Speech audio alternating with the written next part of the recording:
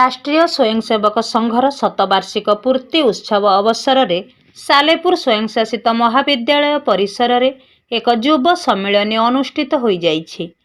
चलित मास 9 तारिख रविवार पूर्वाह्न सालेपुर खंड संघ चालक चित्तरंजन पंडा सभापतित्व में आयोजित युव सम्मिलन में मुख्य अतिथि भाव कटक जिला संघ चालक डॉक्टर गौतम महाराणा जोगदे युव सम्मिलन वर्णाढ़ कार्यक्रम को आनुष्ठानिक भावे उद्घाटन करने सह मतव्यक्त करथिले।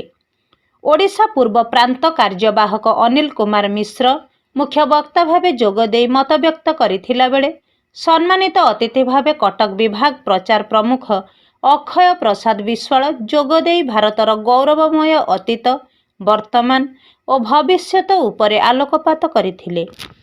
एही अवसर में युव समाज पाई उदाहरण पालटी जातीय पुरस्कार विजेता उदीयमान युव लाक्रास खेलाड़ी जितेंद्र बेहेरा को पुष्पगुच्छ उत्तरीय प्रदान करा जाई सम्मानित करा जायथिला। नमस्कार, मु लिपिका आपण मानकु स्वागत करछि नुआ रूपरे होली टीवी ओडिया। होली टीवी ओडिया सहित जोड़िया पई आपण माने लाइक करंतु, सब्सक्राइब करंतु, शेयर करंतु।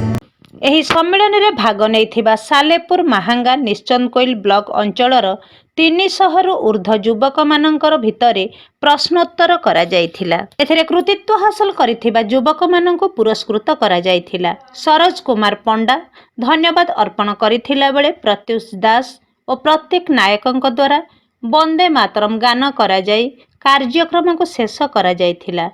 विस्मित जेनांक रिपोर्ट, होली टीवी ओडिया।